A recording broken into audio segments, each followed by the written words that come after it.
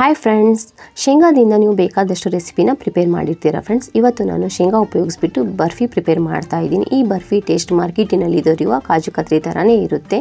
ಇದನ್ನು ನಾವು ಮನೆಯಲ್ಲೇ ಇರುವ ಸ್ವಲ್ಪ ಶೇಂಗಾ ಮತ್ತು ಸ್ವಲ್ಪ ಸಕ್ಕರೆ ಯೂಸ್ ಮಾಡಿಬಿಟ್ಟು ಪ್ರಿಪೇರ್ ಮಾಡ್ತಾ ಇದ್ದೀವಿ.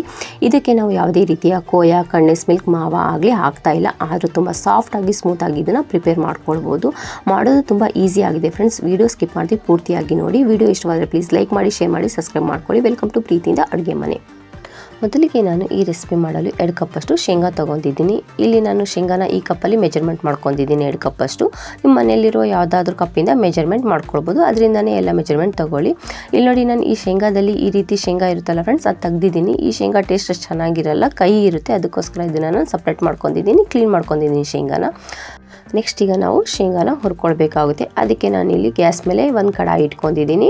ಅದಕ್ಕೆ ನಾನೀಗ ಶೇಂಗಾ ಹಾಕ್ಕೊತಾ ಇದ್ದೀನಿ. ಇಲ್ಲಿ gas flame medium to low ಫ್ಲೇಮಲ್ಲಿ ನಾವು ಶೇಂಗಾನ ಡ್ರೈ ರೋಸ್ಟ್ ಮಾಡ್ಕೊಳ್ಬೇಕಾಗುತ್ತೆ. ಯಾವುದೇ ಕಾರಣಕ್ಕೂ ನೀವು ಹೈ ಫ್ಲೇಮಲ್ಲಿ ಶೇಂಗಾನ ಹುರ್ಕೊಳ್ಬೇಡಿ. ಶೇಂಗಾನ ನಾವು ಮೀಡಿಯಮ್ ಫ್ಲೇಮಲ್ಲೇ ಹುರ್ಕೊಳ್ಬೇಕಾಗುತ್ತೆ ಫ್ರೆಂಡ್ಸ್. ಇಲ್ಲಿ ಶೇಂಗಾನ ನಾವು ಪೂರ್ತಿ ಕೆಂಪು ಬರುವವರೆಗೂ ಹುರ್ಕೊಳ್ಳೋ ಅವಶ್ಯಕತೆ ಇಲ್ಲ ಫ್ರೆಂಡ್ಸ್. ಜಸ್ಟ್ ಸ್ವಲ್ಪ ಸಿಪ್ಪೆ ಈ ರೀತಿ ನೋಡಿ, ಸಿಪ್ಪೆ ಈ ರೀತಿ ಸುಲಿದ್ರೆ ಸಾಕು. ಅಲ್ಲಿ ತನಕ ಹುರ್ಕೊಂಡ್ಬಿಟ್ಟು ಗ್ಯಾಸ್ ಫ್ಲೇಮ್ ಆಫ್ ಮಾಡ್ಕೊಂಬಿಡಿ. ಮುಂದೆ ನಾವು ಇದನ್ನು ಮತ್ತೆ ಕುಕ್ ಮಾಡ್ತೀವಿ. ಜಾಸ್ತಿ ಕೆಂಪು ಹುರ್ಕೊಂಡ್ರೆ ಬರ್ಫಿ ಕಲರ್ ಅಷ್ಟು ಚೆನ್ನಾಗಿ ಬರಲ್ಲ. ಇಷ್ಟ ಆದರೆ ಸಾಕು. ಈ ಗ್ಯಾಸ್ ಫ್ಲೇಮ್ ಆಫ್ ಮಾಡ್ಕೊಂಡ್ಬಿಟ್ಟು ಶೇಂಗಾನ ಒಂದು ಪ್ಲೇಟಲ್ಲಿ ಹಾಕ್ಕೊಂಡಿದ್ದೀನಿ. ಈಗ ಶೇಂಗಾ ಸ್ವಲ್ಪ ತಣ್ಣಗಾದ್ಮೇಲೆ ನಾನು ಈ ರೀತಿ ಕೈಯಿಂದಾನೇ ಸಿಪ್ಪೆ ತೆಗಿತಾ ಇದ್ದೀನಿ ಫ್ರೆಂಡ್ಸ್. ನೀವು ಬೇಕಾದ್ರೆ ಕಿಚನ್ ಟವಲ್ ಯೂಸ್ ಮಾಡಿಬಿಟ್ಟು ಕೂಡ ಸಿಪ್ಪೆನ ತಗೊಳ್ಬೋದು. ಸಿಪ್ಪೆ ಎಲ್ಲ ತೆಗೆದಾದ್ಮೇಲೆ ನೀವು ಬೇಕಾದ್ರೆ ಫ್ಯಾನ್ ತೆಳಗಿಟ್ಬಿಟ್ಟು ಸಿಪ್ಪೆನ ಕ್ಲೀನ್ ಮಾಡ್ಕೋಬೋದು, ಶೇಂಗಾದಲ್ಲಿ ಬೇರ್ಪಡಿಸ್ಬೋದು. ನಾನು ಈ ರೀತಿ ಕೈಯಲ್ಲೇ ಈ ರೀತಿ ಮೇಲೆ ತೆಳಗೆ ಮಾಡಿಬಿಟ್ಟು ಶೇಂಗಾದಲ್ಲಿರೋ ಸಿಪ್ಪೆಯಲ್ಲೆಲ್ಲ ಬೇರ್ಪಡಿಸ್ಕೊಂಡಿದ್ದೀನಿ ಫ್ರೆಂಡ್ಸ್. ಈ ರೀತಿ ಮಾಡಿದ್ರೆ ಮನೆ ಗಲೀಜಾಗಲ್ಲ, ಅದಕ್ಕೋಸ್ಕರ ಈ ರೀತಿ ಮಾಡ್ಕೊಂಡಿದ್ದೀನಿ. ಈ ರೀತಿ ಮಾಡಿಬಿಟ್ಟು ಶೇಂಗಾನ ಒಂದು ಬೌಲಲ್ಲಿ ಹಾಕ್ಕೊಂಡಿದ್ದೀನಿ. ಎಲ್ಲ ಶೇಂಗಾನ ನಾನು ಇದೇ ರೀತಿ ಕ್ಲೀನ್ ಮಾಡ್ಕೊಂಡಿದ್ದೀನಿ. ನೋಡಿ, ಸಿಪ್ಪೆ ಎಲ್ಲ ಕ್ಲೀನ್ ಆಗಿದೆ. ಇದನ್ನು ಈಗ ನಾವು ಪೌಡ್ರ್ ಮಾಡ್ಕೊಳ್ಬೇಕಾಗುತ್ತೆ. ಇದಕ್ಕೆ ನಾನು ಇಲ್ಲಿ ಒಂದು ಮಿಕ್ಸಿ ಜಾರ್ ತೊಗೊಂಡಿದ್ದೀನಿ. ಮಿಕ್ಸಿ ಜಾರ್ ಒಳಗೆ ಕ್ಲೀನ್ ಮಾಡಿ ಇಟ್ಕೊಂಡಿರೋ ಶೇಂಗಾ ಎಲ್ಲ ಹಾಕ್ಕೊಂಡಿದ್ದೀನಿ. ನಾವು ಶೇಂಗಾನ ಒಂದೇ ಸರಿಗೆ ನಾವು ರುಬ್ಕೊಳ್ಬಾರ್ದು ಫ್ರೆಂಡ್ಸ್. ಆನ್ ಆಫ್ ಮಾಡ್ಕೊತ ರುಬ್ಕೊಳ್ಬೇಕಾಗುತ್ತೆ. ಕೋಸಾಗಿ 1-2 3 ಸರಿ ರುಬ್ಕೊಳ್ಬೇಕಾಗುತ್ತೆ.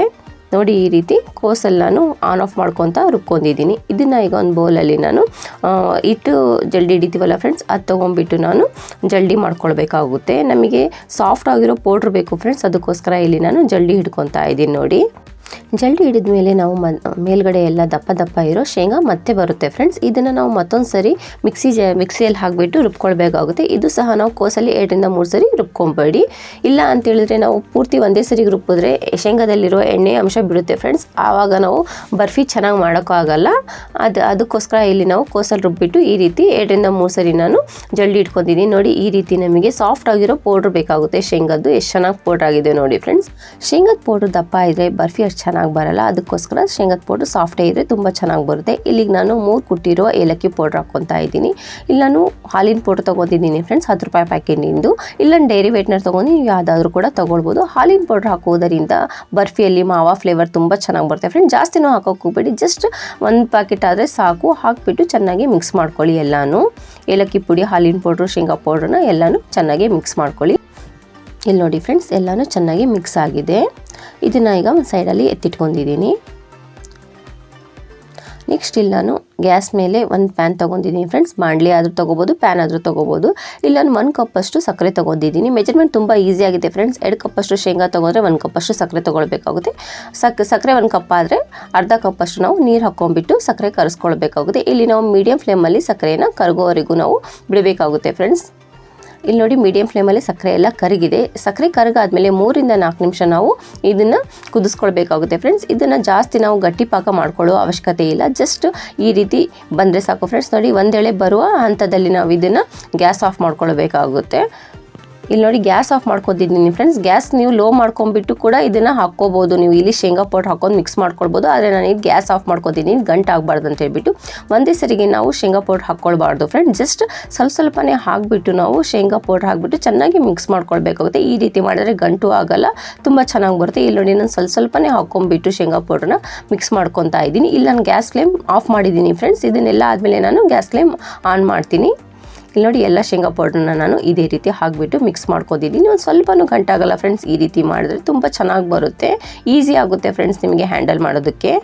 ಇಲ್ಲಿ ನೋಡಿ ಎಲ್ಲನೂ ಚೆನ್ನಾಗಿ ಮಿಕ್ಸ್ ಆಗಿದೆ. ಇಲ್ಲಿಗ ನಾನು ಗ್ಯಾಸ್ ಫ್ಲೇಮ್ ಆನ್ ಮಾಡಿಬಿಟ್ಟು ಲೋ ಫ್ಲೇಮಲ್ಲೇ ನಾನು ಇದನ್ನು ಕುದಿಸ್ಕೊಳ್ಬೇಕಾಗುತ್ತೆ, ಅಂದರೆ ಕುಕ್ ಮಾಡ್ಕೊಳ್ಬೇಕಾಗುತ್ತೆ ಫ್ರೆಂಡ್ಸ್. ಇಲ್ಲಿ ನೀವು ಶೇಂಗಾ ಪೌಡ್ರ್ ಹಾಕ್ಬಿಟ್ಟು ಎಲ್ಲನೂ ಮಿಕ್ಸ್ ಮಾಡ್ಕೊಂಡಾದ್ಮೇಲೆ ಇದನ್ನು ನಾವು 5 ರಿಂದ 6 ನಿಮಿಷ ಮೀಡಿಯಮ್ ಟು ಲೋ ಫ್ಲೇಮಲ್ಲಿ ಕುಕ್ ಮಾಡ್ಕೊಳ್ಬೇಕಾಗುತ್ತೆ ಫ್ರೆಂಡ್ಸ್. ಯಾವ ಹಂತದವರೆಗೂ ಕುಕ್ ಮಾಡಬೇಕಂತ ಹೇಳ್ಬಿಟ್ಟು ನಿಮಗೆ ಮುಂದೆ ತೋರಿಸ್ತೀನಿ. ಇಲ್ಲಿ ನೋಡಿ ಚೆನ್ನಾಗಿ ಇದನ್ನು ನಾವು ಮೀಡಿಯಂ ಫ್ಲೇಮಲ್ಲಿ ಕೈ ಆಡಿಸ್ತಾ ಕುಕ್ ಮಾಡ್ಕೊಳ್ಬೇಕಾಗುತ್ತೆ. ಶೇಂಗಾದಲ್ಲಿ ತುಂಬ ವಿಟಮಿನ್ಸ್ ಇರುತ್ತೆ, ಪ್ರೋಟೀನ್ ಇರುತ್ತೆ, ತುಂಬ ಒಳ್ಳೆಯದು ಫ್ರೆಂಡ್ಸ್ ಆರೋಗ್ಯಕ್ಕೆ. ಇದು ಮಕ್ಕಳು ತಿನ್ಬೋದು, ದೊಡ್ಡವರು ತಿನ್ಬೋದು. ಮಾರ್ಕೆಟಿನಲ್ಲಿ ದೊರೆಯುವ ನೀವು ಬರ್ಫಿಗಿಂತ ಮನೆಯಲ್ಲೇ ತುಂಬ ಈಸಿಯಾಗಿ ಇದನ್ನು ಪ್ರಿಪೇರ್ ಮಾಡ್ಕೊಳ್ಬೋದು. ಆರೋಗ್ಯಕ್ಕೂ ತುಂಬ ಒಳ್ಳೆಯದು, ಹೆಲ್ದಿ ಕೂಡ ಆಗಿರುತ್ತೆ. ಈಗ ಹಬ್ಬಗಳ ಸೀಸನ್ ಫ್ರೆಂಡ್ಸ್, ದಸರಾ ಹಬ್ಬ ಬರ್ತಾ ಇದೆ. ಮಕ್ಕಳಿಗೂ ಕೂಡ ಸ್ಕೂಲ್ ರಜಾ ಕೊಟ್ಟಿರ್ತಾರೆ. ಮಕ್ಕಳು ಮನೆಯಲ್ಲಿದ್ದರೆ ಏನಾದರೂ ತಿಂಡಿ ಕೇಳ್ತಾರೆ ಫ್ರೆಂಡ್ಸ್. ಈ ರೀತಿ ನಾವು ಇದನ್ನು ಪ್ರಿಪೇರ್ ಮಾಡಿಟ್ಕೊಂಡ್ರೆ ಮಕ್ಕಳು ತಿಂಡಿ ಕೇಳಿದಾಗ ಇದನ್ನು ಕೊಡ್ಬೋದು ಫ್ರೆಂಡ್ಸ್. ಇದು 1 ತಿಂಗಳಾದರೂ ಕೇಳಲ್ಲ ಫ್ರೆಂಡ್ಸ್, ತುಂಬ ಚೆನ್ನಾಗಿರುತ್ತೆ. ಇದನ್ನು ನಾವು ಮನೆಯಲ್ಲೇ ಪ್ರಿಪೇರ್ ಮಾಡ್ಕೊಂಡಿದ್ದೀವಿ ಫ್ರೆಂಡ್ಸ್. ತುಂಬ ಟೇಸ್ಟಿ ಕೂಡ ಆಗಿರುತ್ತೆ, ಮಕ್ಕಳು ತುಂಬ ಇಷ್ಟಪಡ್ತಾರೆ ಫ್ರೆಂಡ್ಸ್. ಇಲ್ಲಿ ನೋಡಿ ಇದೀಗ ಪ್ಯಾನ್ ಬಿಡ್ತಾ ಇದೆ. ಇಲ್ಲಿ ಈಗ ಸ್ವಲ್ಪ ಪ್ಯಾನ್ ಬಿಡ್ತಾ ಇರುವಾಗ ನಾವು ಇದು ಚೆಕ್ ಮಾಡ್ಕೊಳ್ಬೇಕಾಗುತ್ತೆ ಫ್ರೆಂಡ್ಸ್. ಇಲ್ಲಿಗೆ ನಾನೊಂದು ಸ್ಪೂನಲ್ಲಿ ಸ್ವಲ್ಪ ಮಿಕ್ಸರ್ ತೊಗೊಂಡ್ಬಿಟ್ಟು ಕೈನ ಸ್ವಲ್ಪ ಒದ್ದೆ ಮಾಡ್ಕೊಂಡಿದ್ದೀನಿ ಫ್ರೆಂಡ್ಸ್. ಒದ್ದೆ ಮಾಡ್ಕೊಂಡ್ಬಿಟ್ಟು ಮಿಕ್ಸರನ್ನ ಈ ರೀತಿ ಉಂಡೆ ಕಟ್ತಾ ಇದ್ದೀನಿ. ನಾವು ಕೈಗೆ ಸ್ವಲ್ಪನೂ ಹತ್ತುತ್ತಾ ಇಲ್ಲ ನೋಡಿ ಫ್ರೆಂಡ್ಸ್ ಮಿಕ್ಸರ್. ಇದೀಗ ಆಗಿದೆ ಅಂತ ಅರ್ಥ ಮಾಡ್ಕೊಳ್ಬೇಕಾಗುತ್ತೆ. ಇಲ್ಲಿಗೆ ನಾನು ಗ್ಯಾಸ್ ಆಫ್ ಮಾಡ್ಕೊತಾ ಇದ್ದೀನಿ. ಇಲ್ಲ ನಾನು ಪ್ಲೇಟಲ್ಲಿ ಸ್ವಲ್ಪ ತುಪ್ಪ ತೊಗೊಂಡಿದ್ದೀನಿ ಫ್ರೆಂಡ್ಸ್. ತುಪ್ಪ ಬೇಡ ಅಂತಲೇ ನೀವು ಎಣ್ಣೆ ಕೂಡ ತೊಗೊಳ್ಬೋದು. ಸ್ವಲ್ಪ ಹಾಕ್ಕೊಂಬಿಟ್ಟು ತುಪ್ಪ ಹಾಕ್ಕೊಂಬಿಟ್ಟು ಇಲ್ಲಿ ನಾನು ಗ್ರೀಸ್ ಮಾಡ್ಕೊಂಡಿದ್ದೀನಿ. ತುಪ್ಪ ಹಾಕಿ ಪ್ಲೇಟೆಲ್ಲ ಗ್ರೀಸ್ ಮಾಡ್ಕೊಂಡಾದ್ಮೇಲೆ ಪ್ರಿಪೇರ್ ಮಾಡಿಟ್ಟುಕೊಂಡಿರುವ ಮಿಕ್ಸರ್ ಹಾಕ್ಕೊಳ್ಬೇಕಾಗುತ್ತೆ. ಮಿಕ್ಸರ್ ಎಲ್ಲನೂ ಹಾಕ್ಕೊಂಡಾದ್ಮೇಲೆ ಇದನ್ನು ನಾವು 10 ರಿಂದ 15 ನಿಮಿಷ ಸ್ವಲ್ಪ ತಣ್ಣಗಾಗಲು ಬಿಡಬೇಕಾಗುತ್ತೆ ಫ್ರೆಂಡ್ಸ್. ನಂತರ ಇಲ್ಲಿ ನಾನು ಒಂದು ಬಟ್ಲು ತೊಗೊಂಡಿದ್ದೀನಿ. ನೀವು ಬಟ್ಲಾದರೂ ತೊಗೋಬೋದು, ಇಲ್ಲ ಅಂತೇಳಿ ಲೋಟನೂ ತೊಗೋಬೋದು, ಇಲ್ಲಾಂದರೆ ಪೊಟ್ಯಾಟೊ ಮ್ಯಾಶರ್ ಕೂಡ ತೊಗೋಬೋದು. ಸ್ವಲ್ಪ ಅದಕ್ಕೆ ಎಣ್ಣೆ ಅಥವಾ ತುಪ್ಪ ಹಾಕಿಬಿಟ್ಟು ಸ್ವಲ್ಪ ಈ ರೀತಿ ಗ್ರೀಸ್ ಮಾಡ್ಕೊಳ್ಳಿ. ಗ್ರೀಸ್ ಮಾಡ್ಕೊಂಡಾದ್ಮೇಲೆ ಇದನ್ನು ನಾವು ಈ ರೀತಿ ಮ್ಯಾಶ್ ಮಾಡ್ಕೊಳ್ಬೇಕಾಗುತ್ತೆ ಫ್ರೆಂಡ್ಸ್. ಈ ರೀತಿ ಮ್ಯಾಶ್ ಮಾಡ್ಕೊಳ್ಳೋದರಿಂದ ಬರ್ಫಿ ತುಂಬ ಸ್ಮೂತಾಗಿ ಸಾಫ್ಟ್ ಟೆಕ್ಸ್ಚರ್ ಬರುತ್ತೆ ಫ್ರೆಂಡ್ಸ್. ಬಾಯಲ್ಲಿ ಇಟ್ಟ ತಕ್ಷಣ ಕರ್ಗೋಗುತ್ತೆ, ಅಷ್ಟು ಚೆನ್ನಾಗಿ ಬರುತ್ತೆ. ಇಲ್ಲಿ ನನ್ನ ಬಳಿ ಇರೋ ಪೊಟ್ಯಾಟೊ ಮ್ಯಾಶರಿಂದ ನನ್ನ ಮಗಳು ಆಟಾಡ್ತಾ ಇದ್ದಾಳೆ ಫ್ರೆಂಡ್ಸ್, ಕೊಡ್ತಾ ಇಲ್ಲ. ಅದಕ್ಕೋಸ್ಕರ ನಾನಿಲ್ಲಿ ಬಟ್ಲು ತೊಗೊಂಡ್ಬಿಟ್ಟು ಈ ರೀತಿ ಮ್ಯಾಶ್ ಮಾಡ್ಕೊತಾ ಇದ್ದೀನಿ. ಇನ್ನು ಮಿಕ್ಸರ್ ಬಿಸಿನೇ ಇದೆ ಫ್ರೆಂಡ್ಸ್, ಅದನ್ನು ನಾವು ಸ್ವಲ್ಪ ಹ್ಯಾಂಡಲ್ ಮಾಡ್ಕೊತ ಈ ರೀತಿ ಉಚ್ಕೊಳ್ಬೇಕಾಗುತ್ತೆ, ಅಂದರೆ ಮ್ಯಾಶ್ ಮಾಡ್ಕೊಳ್ಬೇಕಾಗುತ್ತೆ. ಇಲ್ಲಿ ನೋಡಿ ಎಲ್ಲನೂ ಚೆನ್ನಾಗಿ ನಾನು ಮ್ಯಾಶ್ ಮಾಡ್ಕೊಂಡಿದ್ದೀನಿ. ಇದನ್ನು ಒಂದು ಸ್ಪೂನ್ ತೊಗೊಂಡ್ಬಿಟ್ಟು ಇದಕ್ಕೆ ಹತ್ತಿರೋದೆಲ್ಲ ನಾನು ತೆಗಿತಾ ಇದ್ದೀನಿ. ನಂತರ ಇಲ್ಲಿ ನಾನು ಕೈಗೆ ಸ್ವಲ್ಪ ತುಪ್ಪ ಅಥವಾ ಎಣ್ಣೆ ತೊಗೊಂಡು ಗ್ರೀಸ್ ಮಾಡ್ಕೊಳ್ಬೇಕಾಗುತ್ತೆ. ಇಲ್ಲಿ ಗ್ರೀಸ್ ಮಾಡ್ಕೊಂಡಾದ್ಮೇಲೆ ಇದನ್ನು ಎಲ್ಲ ನಾವು ಕಲಿಸ್ಕೊಳ್ಬೇಕಾಗುತ್ತೆ ಫ್ರೆಂಡ್ಸ್. ನಾವು ಹಿಟ್ಟಿನ ಥರ ಇದನ್ನು ಎಲ್ಲನೂ ಕಲಿಸ್ಕೊಳ್ಬೇಕಾಗುತ್ತೆ. ಇಲ್ಲಿ ನೋಡಿ ಫ್ರೆಂಡ್ಸ್, ಎಲ್ಲನೂ ನಾನು ತಕ್ಕೊಂಬಿಟ್ಟು ಕಲಿಸ್ಕೊಳ್ತಾ ಇದ್ದೀನಿ. ಈಗ ನೋಡಿ ಇದು ಕೈಗೂ ಅಂಟ್ತಾ ಇಲ್ಲ, ಈ ಹಿಟ್ಟಿನ ಥರ ಆಗಿದೆ ಫ್ರೆಂಡ್ಸ್. ಚಪಾತಿ ಹಿಟ್ಟು ನಾವು ಯಾವ ಥರ ಕಲಿಸ್ತೀವೋ ಅದೇ ರೀತಿ ಆಗಿದೆ. ಇದು ನಾವು ಸ್ವಲ್ಪ ಹೊತ್ತು ನಾದ್ಕೊಳ್ಬೇಕಾಗುತ್ತೆ, ಒಂದು 2 ರಿಂದ 3 ನಿಮಿಷ ಚೆನ್ನಾಗಿ ನಾದ್ಕೊಳ್ಳಿ. ನೋಡಿ ಈ ರೀತಿ ಚೆನ್ನಾಗಿ ನಾದ್ಕೊಳ್ಳಿ. ನೆಕ್ಸ್ಟ್ ಇಲ್ಲಿ ನಾನೀಗ ಒಂದು ಚಪಾತಿ ಮಣಿ ತೊಗೊಂಡಿದ್ದೀನಿ ಫ್ರೆಂಡ್ಸ್. ನೀವು ಬೇಕಾದರೂ ಚಪಾತಿ ಮಣಿ ಕೂಡ ತೊಗೋಬೋದು, ಪ್ಲೇಟ್ ಹಿಂಭಾಗದಲ್ಲೂ ಕೂಡ ಇದನ್ನು ಪ್ರಿಪೇರ್ ಮಾಡ್ಕೊಳ್ಬೋದು. ನಾನು ಚಪಾತಿ ಮಣಿಗೆ ಸ್ವಲ್ಪ ತುಪ್ಪ ಹಾಕಿಬಿಟ್ಟು ಗ್ರೀಸ್ ಮಾಡ್ಕೊಂಡಿದ್ದೀನಿ. ಎಣ್ಣೆ ಕೂಡ ಹಾಕಿಬಿಟ್ಟು ನೀವು ಗ್ರೀಸ್ ಮಾಡ್ಕೊಳ್ಬೋದು. ಗ್ರೀಸ್ ಮಾಡ್ಕೊಂಡ್ಬಿಟ್ಟು ಮಿಕ್ಸರ್ ಬಿಟ್ಟು ನಾನು ಈ ರೀತಿ ಉತ್ಕೊತಾ ಇದ್ದೀನಿ. ನಾನಿಲ್ಲಿ ಬರ್ಫಿ ಮಾಡ್ತಾ ಇರೋದರಿಂದ ನಾನಿಲ್ಲಿ ಸ್ವಲ್ಪ ದಪ್ಪ ಉತ್ಕೊಂಡಿದ್ದೀನಿ ಫ್ರೆಂಡ್ಸ್. ನೀವು ಕಾಜು ಕತ್ರಿ ಥರ ಮಾಡ್ಕೊಳ್ಬೇಕಂತ ಹೇಳಿದರೆ ನೀವು ಇದನ್ನು ತೆಳ್ಳಗೆ ಉತ್ಕೊಳ್ಳಿ. ಈ ರೀತಿ ನೋಡಿ ನಾನು ಉತ್ಕೊಂಡಿದ್ದೀನಿ. ಇದಕ್ಕೆ ನೀವು ರೌಂಡ್ ಶೇಪಲ್ಲೂ ಕೂಡ ಉತ್ಕೊಳ್ಬೋದು, ಸ್ಕ್ವೇರ್ ಕೂಡ ಮಾಡ್ಕೋಬೋದು. ನಾನಿಲ್ಲಿ ಚಾಕುವಿನ ಸಹಾಯದಿಂದ ಸ್ಕ್ವೇರ್ ಆಗಿ ಮಾಡ್ಕೊತಾ ಇದ್ದೀನಿ. ನೋಡಿ ಈ ರೀತಿ ನಾನು ಚಾಕುವಿನ ಸಹಾಯದಿಂದ ಸ್ಕ್ವೇರ್ ಮಾಡ್ಕೊತಾ ಇದ್ದೀನಿ. ಸ್ಕ್ವೇರ್ ಆಗಿ ನಾವು ಮಾಡ್ಕೊಂಡಾದ್ಮೇಲೆ ಇದನ್ನು ನಾನು 15 ರಿಂದ 20 ನಿಮಿಷ ಹಾಗೆಯೇ ರೂಮ್ ಟೆಂಪ್ರೇಚರಲ್ಲಿ ಬಿಡಬೇಕಾಗುತ್ತೆ ಫ್ರೆಂಡ್ಸ್. ನೀವು ಇದನ್ನು ಫ್ರಿಜ್ಜಲ್ಲಿ ಇಡೋ ಅವಶ್ಯಕತೆ ಇಲ್ಲ ಫ್ರೆಂಡ್ಸ್, ಹಾಗೆಯೇ ಬಿಟ್ಟರೆ ಸಾಕು. ಇಲ್ಲಿ ನೋಡಿ 15 ನಿಮಿಷ ಆಗಿದೆ. ಇಲ್ಲಿ ನಾನು ಸ್ವಲ್ಪ ಸಿಲ್ವರ್ ವರ್ಕ್ ಹಾಕ್ತಾ ಇದ್ದೀನಿ ಫ್ರೆಂಡ್ಸ್. ನೀವು ಬೇಕಾದ್ರೂ ಡ್ರೈ ಫ್ರೂಟ್ಸಿಂದನೂ ಕೂಡ ಇದನ್ನು ಗಾರ್ನಿಷ್ ಮಾಡ್ಕೋಬೋದು, ಇಲ್ಲ ಅಂತೇಳಿದ್ರೆ ಹಾಗೇನೂ ಕೂಡ ನೀವು ಬಿಡ್ಬೋದು ಫ್ರೆಂಡ್ಸ್. ಇದು ಟೋಟಲಿ ಆಪ್ಷನಲ್. ನಾನು ಇಲ್ಲಿ ಸಿಲ್ವರ್ ವರ್ಕ್ ಹಾಕಿಬಿಟ್ಟು ಗಾರ್ನಿಷ್ ಮಾಡ್ಕೊಂಡಿದ್ದೀನಿ. ಇಲ್ಲಿ ನಾನು ಮಾರ್ಕೆಟಿನಲ್ಲಿ ದೊರೆಯುವ ಸ್ವೀಟ್ ಥರ, ಅಂದರೆ ಬರ್ಫಿ ಥರ ಲುಕ್ ಬರಲಿ ಅಂತೇಳ್ಬಿಟ್ಟು ಸಿಲ್ವರ್ ವರ್ಕ್ ಯೂಸ್ ಮಾಡಿದ್ದೀನಿ ಫ್ರೆಂಡ್ಸ್. ಇಲ್ಲಿ ನೋಡಿ ನಾನು ಇದನ್ನು ಕಟ್ ಮಾಡ್ಕೊತಾ ಇದ್ದೀನಿ. ನಾನು ಇಲ್ಲಿ ಬರ್ಫಿನ ಸ್ವಲ್ಪ ದೊಡ್ಡದಾಗಿ ಕಟ್ ಮಾಡ್ಕೊತಾ ಇದ್ದೀನಿ ಫ್ರೆಂಡ್ಸ್. ನೀವು ಬೇಕಾದ್ರೂ ಇದನ್ನು ಸಣ್ಣದಾಗೂ ಕೂಡ ಕಟ್ ಮಾಡ್ಕೊಳ್ಬೋದು. ಮನೆಯಲ್ಲಿ ಈ ಬರ್ಫಿನ ನೀವು ಪ್ರಿಪೇರ್ ಮಾಡಿಬಿಟ್ಟು ಗೆಸ್ಟ್ಗಳಿಗೆ ಕೊಟ್ಟರೆ ಅವ್ರು ನಂಬೋದಿಲ್ಲ ಫ್ರೆಂಡ್ಸ್, ಇದನ್ನು ನೀವು ಮಾಡಿದ್ದೀರಾ ಅಂತೇಳ್ಬಿಟ್ಟು. ಅವರು ಅಂಗಡಿಯಿಂದ ತಂದಿರೋ ಬರ್ಫಿ ಅಂತಲೇ ಹೇಳ್ತಾರೆ ಫ್ರೆಂಡ್ಸ್. ಅಷ್ಟು ಚೆನ್ನಾಗಿರುತ್ತೆ, ಅಷ್ಟು ಟೇಸ್ಟಿಯಾಗಿ ಸಾಫ್ಟ್ ಆಗಿರುತ್ತೆ ಫ್ರೆಂಡ್ಸ್ ಬರ್ಫಿ. ಒಂದ್ಸರಿ ಇದನ್ನು ಟ್ರೈ ಮಾಡಿ ನೋಡಿ, ತುಂಬ ಈಸಿ ಆಗಿದೆ, ತುಂಬ ಟೇಸ್ಟಿ ಕೂಡ ಆಗಿರುತ್ತೆ.